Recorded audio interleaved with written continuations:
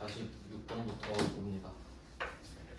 재고자산이 끝나고 재고자산의 연장선이에요. 끝난 건 아니고 46번이 수익의 인식을 이야기하는데 수익은 그 자산이랑 좀 멀죠. 순서상으로 보면 자산, 부채, 자본, 수익, 비용이니까 자본 다음에 나와야 맞는데 보통 수익을 인식하는 시점이 재고자산 판매 시점이잖아요. 그래서 여기다 붙여놨습니다. 그러면 볼게요. 수익 인식은 여기서 제품 매출이라고 생각하셔도 되죠. 제품 매출 또는 매출액이라고 보시면 됩니다. 하나씩 볼게요. 틀린 거 찾을 겁니다. 이거 위탁 판매라고 나오는데 요거 잘 나옵니다. 위탁 판매 그림으로 설명을 드릴게요. 이게 그 결산에서 기말 재고자산 파악하는 문제랑 같이 낼 수 있거든요. 그 기말에 뭐 원재료 얼마 있다 이런 문제 있잖아요. 거기에다 이거 같이 넣을 수 있거든요. 한번 보겠습니다.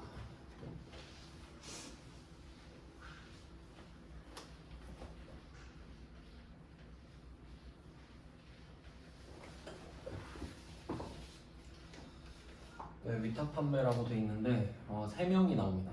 A, B, C 이렇게 3명. A가 B한테 물건을 팔아달라고 위탁을 해요. 그래서 이때 A는 위탁자입니다. 물건을 팔아달라고 부탁하는 거죠. 그러면 부탁을 받으면 수탁이죠. 위탁자랑 수탁자가 있습니다. 그러면 이때 이 물건이 A 건데 B가 보관을 하고 있겠죠. 지가 갖고 있다가 팔 거니까. 그러면 이때 뭐 C는 제3자 또는 소비자라고 할 수 있겠는데 이게 수익 인식을 언제 하는지 생각해 보잖아요. 근본적인 문제를 좀 해결하면 좋은데 수익 인식은 내가 물건을 팔았다라고 느끼는 거잖아요. 물건을 팔았다. 그럼 그게 언제냐면 소유권이 이전되는 시점이에요. 소유권이 이전되잖아요. 너한테. 그럼 아싸 이거는 판 거다. 이렇게 되죠. 그래서 소유권 이전 시점을 찾으시면 돼요.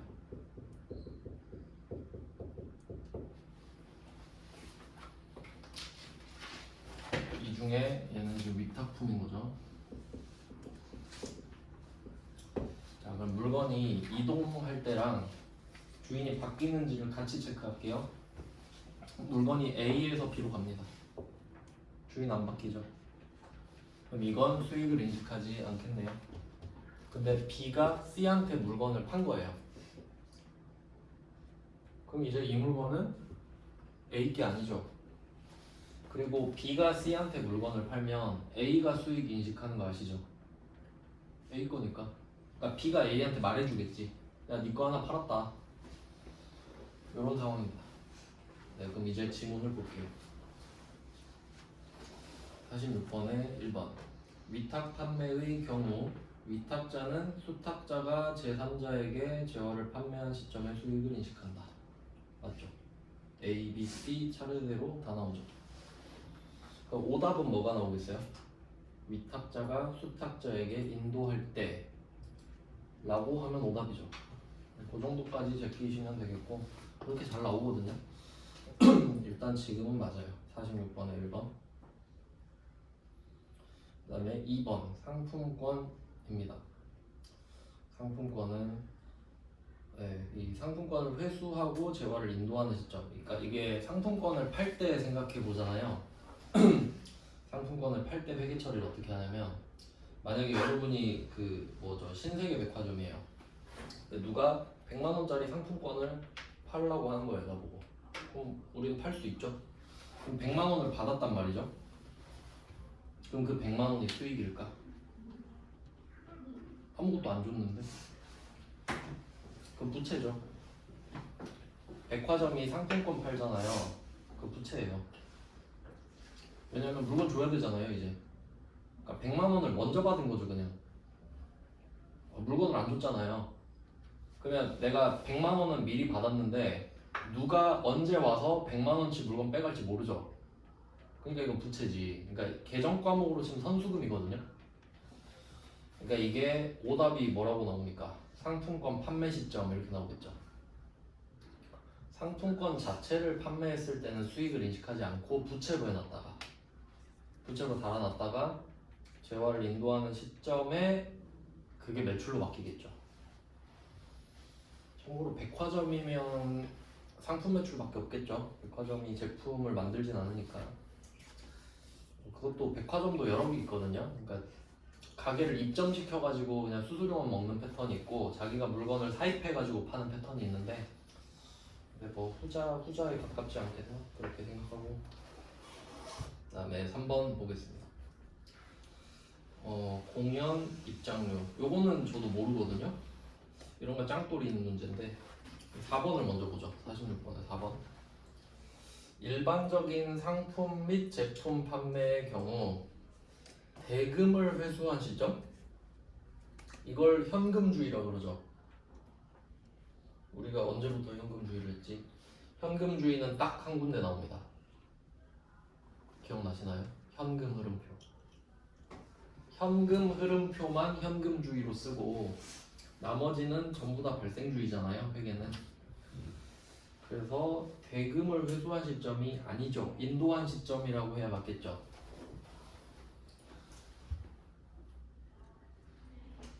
그러니까 이 46번에 3번 같은 짱돌을 보면서 연구를 해야 되겠습니까? 아니 뭐야 이건 하고 4번을 먼저 봐야죠. 그러니까 이런 것들은 3번 같은 거는 답이 될 확률이 굉장히 낮다고 보시면 돼요. 좀 모르는데 그냥 보고 공연 입장료는 행사가 개최되는 시점인 거 보구나 한번 읽고 넘어가면 되죠. 전 안 외웠습니다. 그런 것도 하고 이제 47번으로 가겠습니다.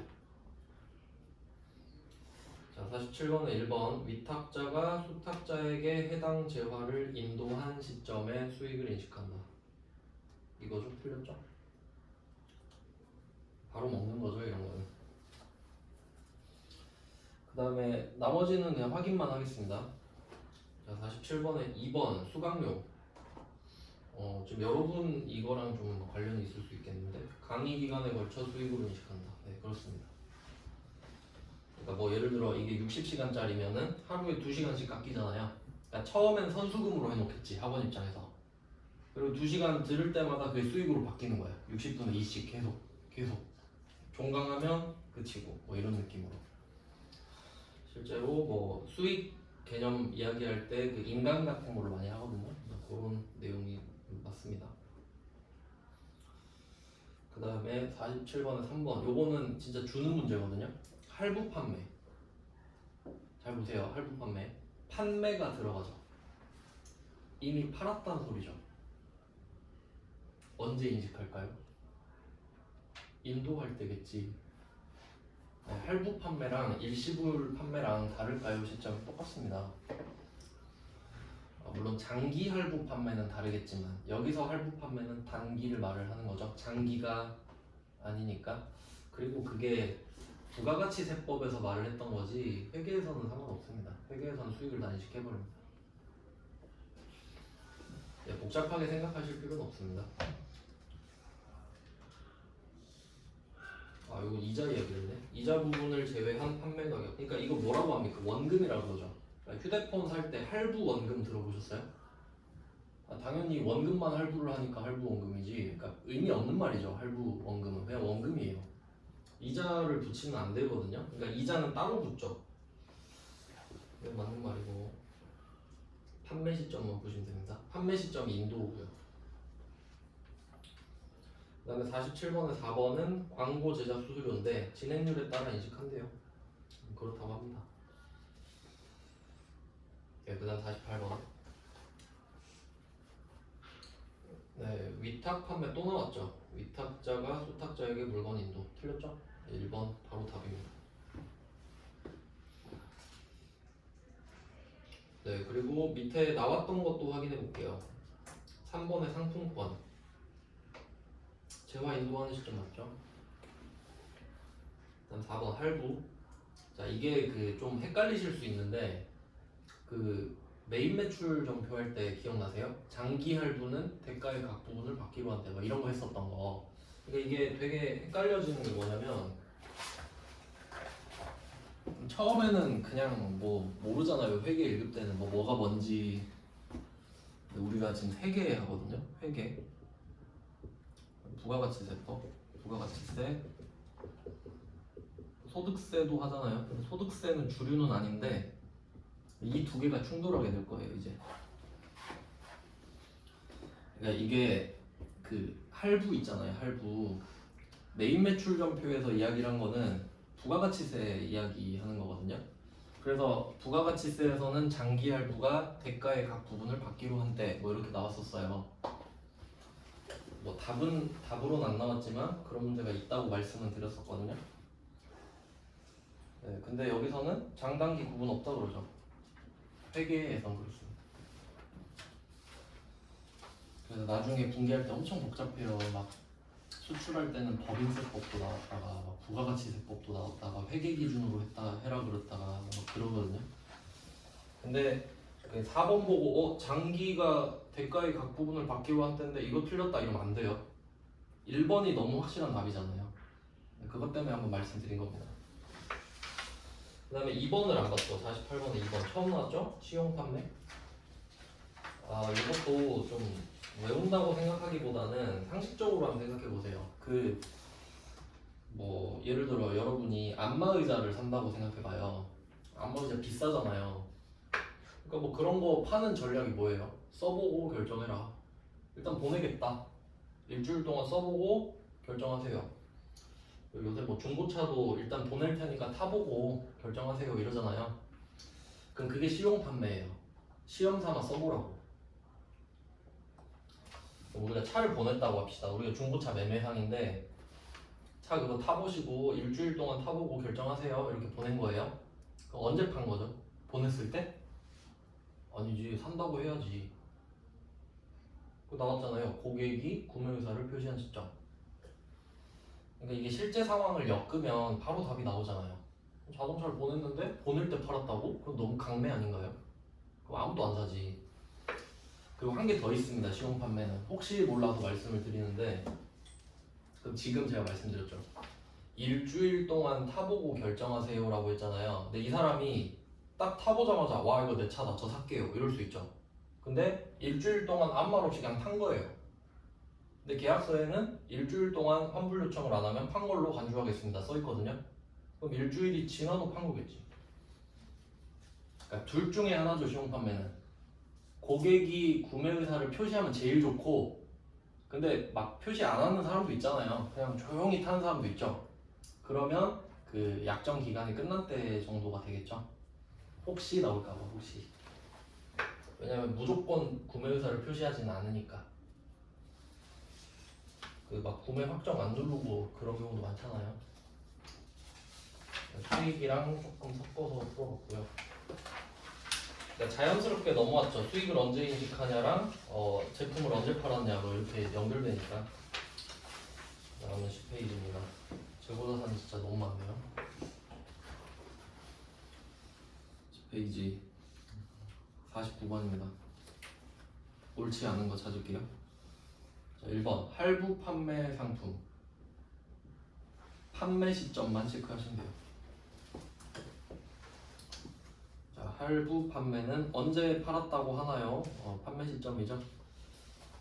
그래서 이게 그 용어를 제가 수익 인식이랑 소유권 이전을 같이 말씀드렸는데 조금 더 쉬운 거 아니면은 이제 내 거가 아닌 겁니다.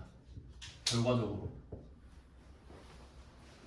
그러니까 내 거였는데 이제 내 거가 아니잖아요. 그러니까 수익을 인식하는 거죠. 이 물건도 내 건데 돈만 갖고 와 이럴 순 없잖아요. 내 물건 너한테 줄 테니까 돈 내놔 이거죠. 그래서 내 거가 아닌 거예요. 소유권 이전된 거는. 그러니까 내 걸로 되는 게 아니라 내 거가 아니게 되는 걸로 이전이 된다는 거죠. 그래서 판매자의 재고자산에서 제외되는 게 맞죠. 내 게 아니니까. 네, 맞고요. 49번 1번은 여기 뭐 장기 단기 합쳐서 보시면 되고요. 회계니까. 그 다음에 2번 매입 원가만 표시하시고 가산 이렇게만 할게요. 매입 원가는 가산한다. 끝이죠. 예외 딱 하나 있죠. 단기매매증권. 단기매매증권은 900번 수수료로 따로 뺐죠. 그거 빼고 다. 그러니까 여기서는 재고자산의 매입원가가 중요한 게 아니라 그냥 매입원가가 중요한 겁니다. 아시겠죠? 다른 데도 다 포함이 되죠. 네, 가산은 더한다는 뜻이고, 그 다음에 49번에 3번 볼게요. 선적지 인도조건. 이거 중요 표시하겠습니다. 선적지 인도조건. 이게 엄청 많이 나옵니다. 위탁품은 좀 쉬운 편인데, 위탁품은 그렇고, 이걸 미착품이라고 하거든요. 미착품? 도착지 인도조건, 뭐 선적지 인도조건 이거 하는데 이게 훨씬 더 문제 내기가 좋고 잘 나옵니다. 일부러 뒤로 빼놨어요 지금. 위탁품은 좀 쉬워요. 근데 미착품은 조금 생각을 해야 됩니다. 얘는 A랑 B만 그리면 되거든요. 그리고 그 어떻게 전제를 할 거냐면 A에서 B로 물건을 넘기는데 뭐 바다를 건너가야 돼요. 뭐 예를 들면 저기 뭐 노르웨이 뭐 이런데 지구 반대편이죠. 우리 반대편에. 그런데 간다고 합시다. 그러니까 배를 타고 가야 돼요.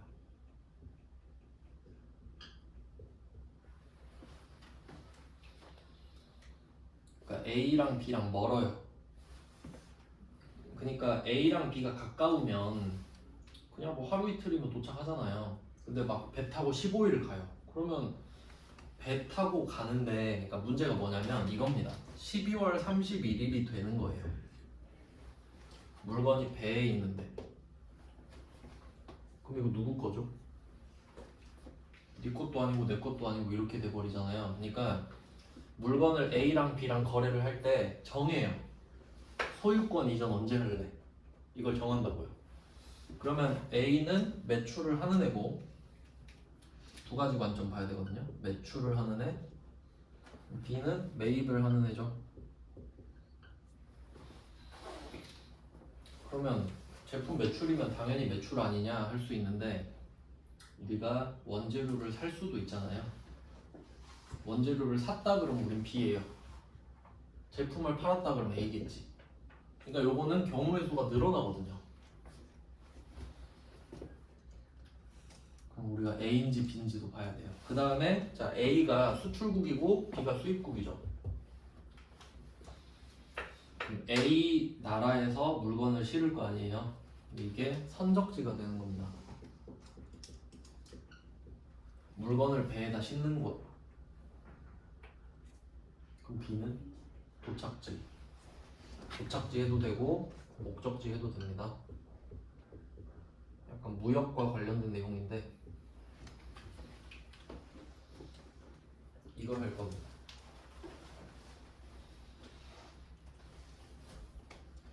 네, 그러면 주인을 한번 찾아볼게요. 그러니까 지금 물건이 배에 있어요. 그리고 12월 31일이 됐거든요. 그러니까 이게 A 거냐 B 거냐 찾을 거예요. 한번 읽어보겠습니다. 자, 49번에 3번이죠? 자, 선적지 표시하시고 판매자 표시해볼게요. 선적지 판매자.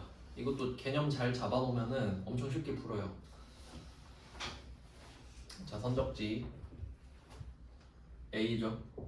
그럼 인도 조건이면 여기서 소유권 이전이 일어난다는 소리예요.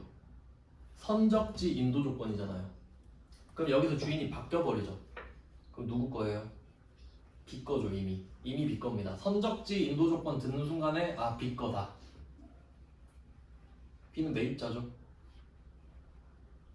그럼 판매자의 재고자산에서 포함된다고?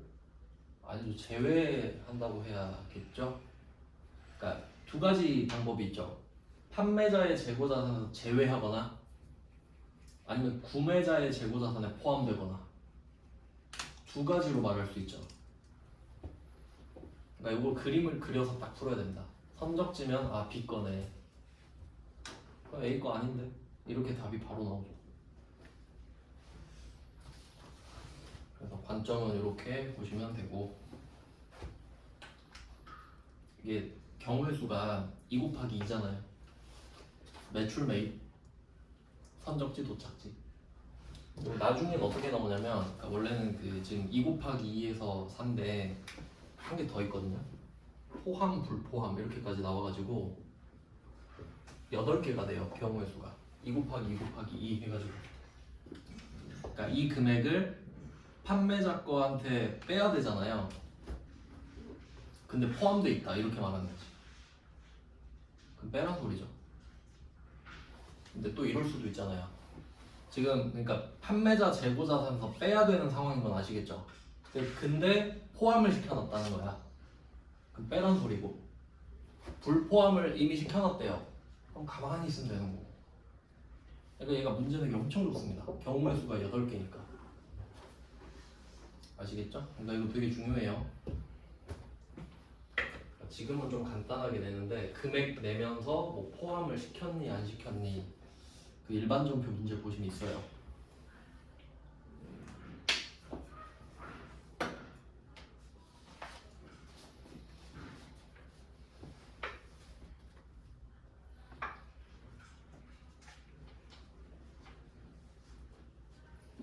네, 그러면 다음은 네, 49번에 3번이 틀렸죠 그러면?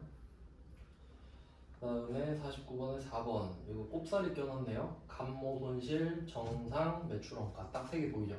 감모 손실, 정상, 매출원가. 여기 있으면 안 될 애 같은데 낼 게 없었나 봐요. 그다음에 50번 갑니다. 자, 50번에 1번 또 나왔잖아요. 도착지 인도 조건. 이거 보면서 생각해야 되죠. 도착해야 주인 바뀌어요. 그럼 A 거죠. 판매자 거예요. 그리고 보는 거예요, 문제를. 답이죠. 판매자의 재고자산에 포함되는 거죠. 그러니까 3개가 있는 겁니다. 도착지, 매입, 포함 이렇게. 경우의 수가 2 곱하기 2 곱하기 2라 그랬죠. 네, 바로 틀렸어요. 연습을 좀 하시면 풀만합니다. 네, 일단 답이 정해졌어요. 51번에 1번. 나머지도 보겠습니다. 50번에 2번. 매입자가 매입 의사를 표시하지 않은 경우입니다.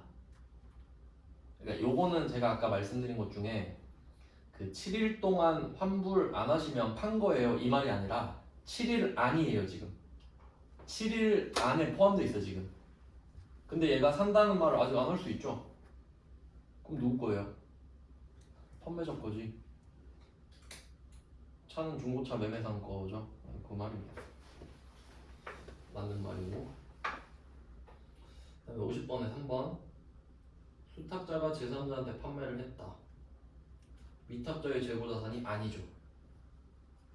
팔았으니까. 그러니까 물건은 수탁자가 갖고 있었지만 재고는 위탁자한테서 빠지죠. 그래서 이게 그 뭐랑 연결되냐면 제가 재고자산 할 때 딱 이거 중요하다 했죠. 재고자산 하면 이거 그 가닥 잡는 게 되게 중요한데 재고자산 문제 딱 보면서 뭐가 나올까 생각을 하잖아요. 그러면 수량, 단가 나온댔죠. 이렇게 딱 시작을 하는 거예요. 재고자산, 수량과 단가가 있겠군. 바로 딱 생각을 해요. 자, 그러면 수량은 창고에 있는 것만 파악할 수 있죠. 내 창고에 갔는데 이거밖에 없잖아요. 근데 지금처럼 이런 거 있죠. 내가 배로 실어서 보냈는데 아직 내 거인 경우도 있고 샀는데 그러니까 내 건데 샀는데 내 건데 아직 안 왔을 수도 있고 실용품으로 보냈을 수도 있고 막 그러죠. 그러니까 제가 말씀드렸잖아요. 수량에는 플러스 알파가 있다. 지금 그거 배우고 있는 거예요 지금. 내 창고에 없는데 내 건 거 찾아야 된다고요 지금. 안 그러면 내 금액을 어떻게 찾아? 아시겠죠? 그러니까 이렇게 연장된 겁니다 수량에서. 그래야 찾을 수 있잖아요. 그걸 하고 있습니다. 플러스 알파예요. 플러스 알파. 키워드를 그렇게 잡으시면 돼요. 수량의 연장선.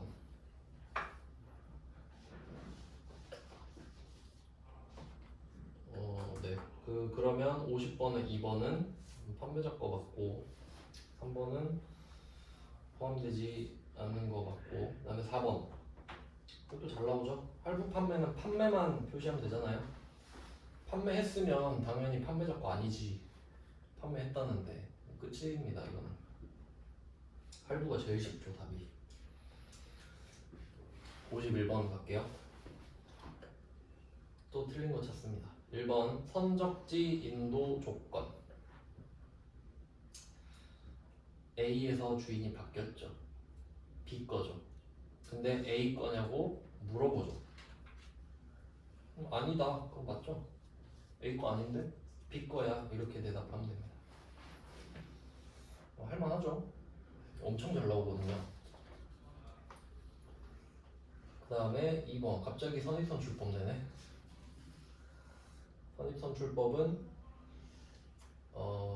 기말 재고자산이 가장 최근 매입분으로 구성되어서 시가에 가깝다. 앞에 나왔던 겁니다. 맞는 말이에요. 그 다음에 3번 후입선출법. 기말 재고는 최근에 구입한 상품의 원가로 구성된다. 이게 맞나요? 후입선출법은 최근에 구입한 걸 팔지 않나? 그러니까 2번과 3번 지금 경합하죠. 51번에. 이런 것도 주워 먹는 거죠. 이건 앞에다 넣어놨어야 맞겠네요. 그러니까 이 문제를 넣어놓은 이유는 그 애매하게 이렇게 섞는 문제가 있거든요. 그러니까 딱 예쁘게 같은 주제로 내주면 좋은데 그지같이 냈죠. 이건 좀. 이거는 그 두 가지를 다 배워야 되니까 그 두 번째 주제 뒤에 해놓은 것 같습니다. 답은 이미 나왔고. 네, 4번 위탁 매매. 뭐 맞는 말이죠. 좀 돌려서 말했는데 수탁자가 제3자에게 판매하기 전이죠. 아직 안 팔았으면 위탁자 거죠. 수탁자 거 아닙니다. 이게 그 좀 잔인한 방법이죠. 만약에 그 위탁자가 수탁자한테 물건 넘기면서 소유권 이전하는 경우도 있잖아요. 그 남양 아시죠? 남양 유업. 그 불명동 하는 이유가 그것 때문이잖아요. 밀어내기라고 하죠. 니네가 다 사 이래 버리는 거예요. 안 팔리면은 큰일 나죠. 대리점은. 그 다음에 52번입니다. 틀린 거. 1번 매입원가는 가산한다. 또 나왔죠? 매입원가 가산. 맞는 말이고요. 그다음 2번 후입선출법. 기말 재고는 최근에 구입한 상품. 이건 선입선출법이죠. 또 나왔습니다. 후입선출법은 최근에 구입한 걸 파는 거니까 위에랑 똑같죠. 그 다음에 3번 52번에 3번 선적지 인도 조건으로 판매한 운송 중인 상품은 판매자의 재고자산이 아니다. 하도 봐서 외우겠네요. A에서 주인이 바뀌니까 B 거다. A 게 아니다. 이 말을 하고 있네요. 그 다음에 52번에 4번 원가만 표시하시면 되고요. 원가, 수량 아니죠. 원가죠. 수량 아니고 원가. 단가, 원가, 가격 다 같은 말이죠. 평균법, 선입선출법, 후입선출법 등 이런 문제 푸실 때는요. 이것도 요령이 있는데 그러니까 이게 방법이 되게 많잖아요. 5개 있잖아요. 근데 3개만 말했죠. 그럼 이 3개가 다 맞죠? 그리고 등이 있으면 맞는 말이죠. 여기 개별법 없는데요. 그럴 필요가 없다는 소리예요. 등에 있겠지. 그러니까 나와 있는 애들만 맞으면 나머지도 맞다고 보시면 되는 거죠. 당연히. 네, 그래서 이런 거는 거의 틀리게 안 내죠. 근데 뭐 평균법 대신에 개별법 아니 그 뭐 실지재고조사법 이런 거 넣으면 틀리겠지만 네, 확실히 아닐 때만 오답이라는 소리입니다. 그다음 53번이죠. 또 틀린 거 찾습니다. 네, 1번 성격이 상이하다. 성격이 다르다는 소리죠. 다른 재고자산을 일괄 구입했대요. 이거 보면서 그거 생각하면 좋은데 건물이랑 토지 같이 사는 거 좀 느낌 비슷하지 않아요? 건물과 토지는 분명히 다른 애잖아요. 근데 같이 사야 되죠, 걔네들은. 그럼 그거랑 좀 비슷하다 생각하시면 되고요. 그럼 총 매입원가를 공정가치 비율에 따라 배분 했었죠. 아주 좋은 방법이죠. 이걸 안분이라고 합니다. 비율에 따라 쪼개는 거를 안분이라고 하는데 얘는 재고자산뿐만 아니라 회계에서 그냥 하는 방법이에요. 부가가치세법에서도 그렇고 회계에서도 그렇습니다. 안분하는 거예요. 맞는 말이고요. 그 다음에 2번 재고자산은 취득원가를 장부금액으로 한다. 다만 시가가 낮은 경우는 시가가 장부금액이 되죠. 이 장부금액을 한다기보다는 시가로 장부금액을 바꾼다 이 정도 하면 맞는 말인데 그 정도 의미는 아실 것 같고. 네, 그 다음에 3번 재고자산은 정상적인 영업과정에서 판매 이것만 보면 돼요. 재고자산은 정상적인 영업과정에서 판매를 하려고 좀 갖고 있죠. 그 뒤에는 별 말 없으면 맞아요. 그럼 답이 4번이겠네. 적송품은 위탁품이라고 보시면 되거든요. 근데 뜻 몰라도 되죠. 읽어보면 위탁자, 수탁자가 나오잖아요. 꼭 위탁자가 적송품 이럴 필요는 없습니다. 알면 좋겠지만. 그럼 뭐가 잘못됐죠? 뭐가 잘못됐지? 몇 번이에요? 4번 아니에요? 4번이 틀렸어요. 수탁자. 네, 그렇죠. 이렇게 틀렸습니다. 수탁자가 점유하고 있어도 정도로 바꾸는 게 좋겠죠. 있어도 위탁자의 재고자산이다 정도. 그렇게 답을 만들었네요. 이제 마지막은 계산 문제네. 오히려 계산 문제가 나올 수도 있고 11페이지에 3문제 있는데 이 정도는 좀 공부 차원에서 하시는 걸 추천을 합니다. 아까 그 매출 총 이익률 그거랑 좀 약간 비슷할 것 같아요.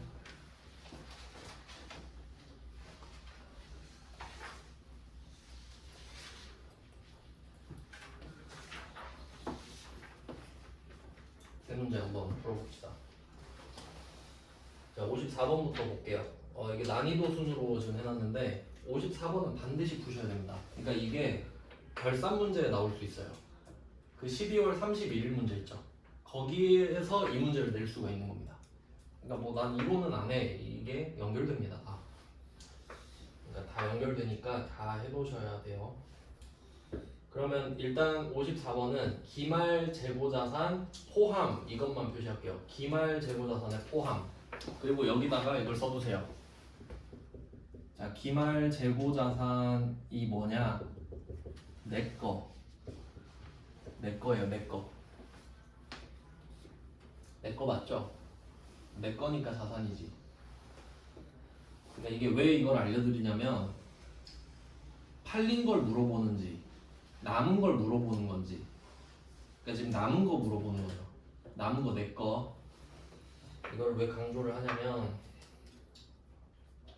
55번도 좀 체크를 먼저 할게요. 55번은 정확한 기말재고액이죠. 기말재고잖아요. 기말재고액 표시할게요. 55번에 기말재고액. 그럼 둘이 같죠? 54랑 55번. 56번은 매출원가잖아요. 55번이랑 56번이랑 똑같이 생겼거든요. 근데 55번은 네 거 얼마야 물어보고 55번, 56번은 팔린 거 얼마야 이렇게 물어보죠. 둘은 양날의 검이죠.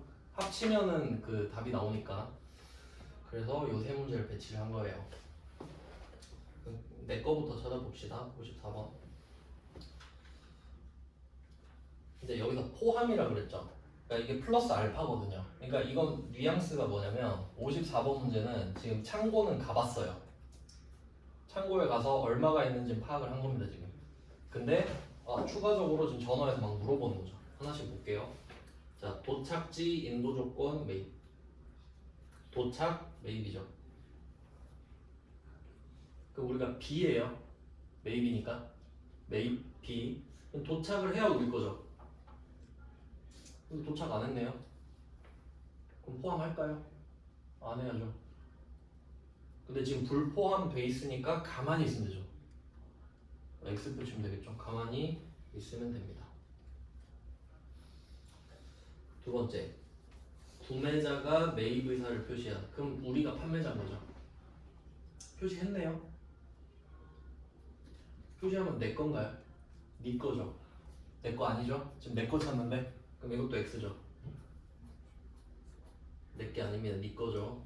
구매자 거죠. 그 다음에 제3자에게 판매하기 전, 이것도 문맥상 우리가 위탁자거든요.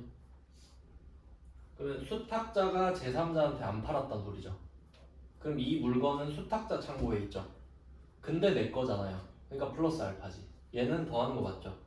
안 팔렸으니까. 그리고 답이 이거 900 아니겠습니까? 200이 없으니까. 뭐 그런 것도 좀 요령이긴 해요. 저는 하도 시험을 많이 봐가지고 이거 선지를 다 보고 보는 게 아니라 하나씩 보고 봐요. 밑에를 계속. 그러면 3번까지 봤는데 지금 200만 원밖에 없잖아요. 그럼 보고 4번도 맞겠네. 그럼 3번 찍고 내려가지 저 같으면. 근데 지금은 하나씩 볼게요. 담보로 제공한 저당 상품. 그러니까 이게 앞에서 지금 안 배웠잖아요. 재고자산에 뭐 담보가 왜 나와? 근데 제가 틈틈이 저당권, 질권 설명해 드린 이유가 이런 것 때문이에요. 그냥 이런 거 상식으로 푸는 거예요. 안 배워도 뭐 파란불, 빨간불 이런 걸 시험에서 내도 맞힐 거 아니에요, 여러분이. 그런 느낌인데, 자, 담보로 제공한 건 뭐예요? 돈 빌렸다는 소리죠, 우리가. 저 돈 좀 빌려주세요 하니까 뭐 담보 잡을 거 없어요? 해서 내가 담보로 잡혀준 거죠, 지금. 그럼 그 물건이 네 겁니까? 은행 겁니까? 내 거잖아요. 그러니까 내가 돈을 안 갚으면 그 물건을 경매로 팔겠지. 이해됐죠? 그러면 지금 저당 잡힌 물건 내 거죠? 내 거잖아요. 그러니까 더하는 거 맞습니다.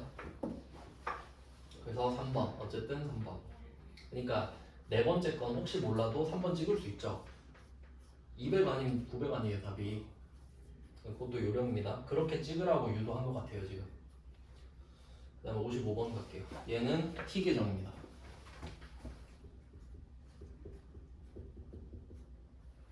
그러니까 요거를 많이 풀어봐야 딱딱 나오는 거죠. 그러니까 54번은 T 계정을 그릴 이유가 없잖아요. 기말제고 자체가 없는데. 근데 55번은 요게 55번의 두 번째 줄 보면은 200만 원 써있죠. 이게 창고에 있대잖아요. 그러니까 200 플러스 알파 해라 이 말이죠. 그러니까 지금 200 플러스 알파거든요. 잘 생각해야 돼요. 그러니까 기말 200 이거잖아요. 근데 우리가 여기에 플러스 알파를 찾아야 되죠. 이것도 문제 잘 봐야 되는 게 지금 알파를 물어보나요? 아니야, 지금 200 플러스 알파 물어보는 거예요. 그러니까 답은 무조건 200 이상이겠지. 그런 식으로 요령과 어차피 다 200은 넘네요. 하나씩 보겠습니다. 이거 T 계정 얘도 그릴 필요 없었네. 그냥 200만 하고 골뱅이 하시면 되겠네요. 56번이 T 계정. 한번 볼게요. 자, 미착 상품 15만 원. 선적지 인도 조건 매입이죠. 매입, 선적 이렇게 하면 되죠. 선적지, 매입. 그리고 얘는 생각을 한번 더 해야 되는데, 자, 선적지 인도 조건으로 매입을 했습니다. 우리가 B죠. 그럼 A에서 주인이 이미 바뀌었잖아요. 그거 맞죠? 근데 지금 15만 원이잖아요. 그럼 아직 포함이 안 돼 있으니까 더 해야 되죠. 그러니까 지금 불포함으로 전제가 돼 있는 거니까 포함을 하시면 되겠습니다. 더 하시면 돼요. 네, 15만 원은 더 하겠습니다. 그러니까 내 눈엔 없지만 오고 있는데 내 겁니다. 왜냐면 쟤는 집게 아니라고 하니까. 그다음 시동품. 이게 시용품입니다. 시험 삼아 보냈다. 시험 삼아 써보세요. 뭐 같은 말이죠. 시동품, 시용품. 자, 50만 원어치 보냈거든요. 근데 40%는 산다 그랬어요. 그럼 20만 원은 팔린 거죠. 네 거죠. 네 거. 그럼 내 거는 30만 원이죠. 30만 원을 더해야지. 왜냐면 창고에 200만 원어치 있다 그랬죠. 그럼 이게 창고에 있습니까 지금? 없잖아요. 그러니까 30이 지금 고객들한테 아직 의사표시를 못 받았네. 더 해야죠 그럼. 15만원 더하고 30만원 더하고 그 다음에 장기 할부 판매. 이건 끝났죠. 판매 내 거 아니잖아요. 더하면 안 되죠. 내 거 아니니까. X 할부는 쉽죠. 그래서 그 다음에 적송품, 얘는 40만원어치를 수탁자한테 보내놨어요. 근데 12월 31일이 됐으니까 물어본 거죠. 야, 너 40만원어치 갖고 갔는데 얼마나 팔았어? 하니까 75% 팔았대요. 그럼 10만원 남았겠죠? 25%니까. 그럼 10만원 내 거죠. 내 거 찾으니까 지금. 그럼 답은 15만원, 30만원, 10만원. 그렇게 찾으면 되겠죠? 2번이네요. 255만원. 54랑 55번이 똑같네요. 56번만 다르고. 이거 마지막으로 풀겠습니다. 56번.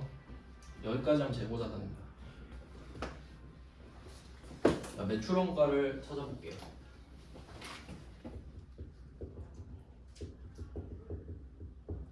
자, 이 문제는 이제 바로 느낌이 오시겠지만 기초, 매입 이런 거 다 말했기 때문에 기초랑 매입과 기말을 알아야만 답을 풀 수 있다는 거를 아셔야죠. 범위가 확장된 문제입니다. 그러니까 이 56번 문제가 제일 중요한 이유가 이 포맷으로 내가지고 매출원가를 물어볼 수도 있고 기말재고를 물어볼 수도 있으니까 요 문제를 내면 돼요. 54, 55는 기말재고밖에 못 물어보고. 자, 기초 10만원입니다. 기초 10만원, 매입 50만원. 네, 그럼 일단 10만원, 50만원 적었거든요. 자, 그럼 단기 매입에 50만원 옆에 비고 있죠. 도착지, 인도 조건에 미착 상품. 그럼 이건 앞에 매입 있으니까 매입 도착지거든요. 매입 도착지. 그리고 포함도 표시하셔야 돼요. 매입 도착지 포함. 그럼 드디어 제대로 된 문제가 나온 겁니다. 그럼 첫 번째, 도착을 해야 내 겁니다. 우리가 B거든요. B인데 도착을 해야 우리 거면 우리 거 아니죠 지금. 근데 지금 설레발 쳤죠. 3만원 포함해버렸죠. 내 거라고. 내 거 아닌데. 그럼 어떡하죠? 빼야죠. 포함을 해버렸으면 잘못됐으니까 47만원으로 고쳐야죠. 이런 문제 때문에 난이도가 높아질 수 있다는 거예요.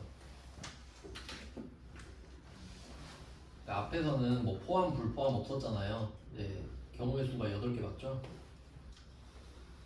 그래서 지금은 포함을 해버렸으니까 빼라 이 말이죠. 그래서 차변이 완성이 됐습니다. 57만원으로. 이렇게 세팅을 하고요. 기말 재고가 5만원입니다. 매출원가 바로 나오지 않냐 할 수 있는데 여기에 골뱅이가 붙겠죠. 얼마를 더하겠냐. 이제 시작입니다. 자, 기말 재고의 5만원은 창고 보유분 써있죠? 이건 눈으로 볼 수 있으니까. 그래서 그게 기말인 거예요. 그 다음에 시송품. 자, 3만원을 보내놨는데 고객이 매입의사 표시한 건 만원이네요. 우리 거 2만원이죠? 플러스 2만원. 내 거 찾으니까. 그 다음에 적송품은 수탁자한테 물건 10만원어치 보냈는데 60%는 팔았대요. 그러면 4만원이 남았겠죠. 내 거 더하고.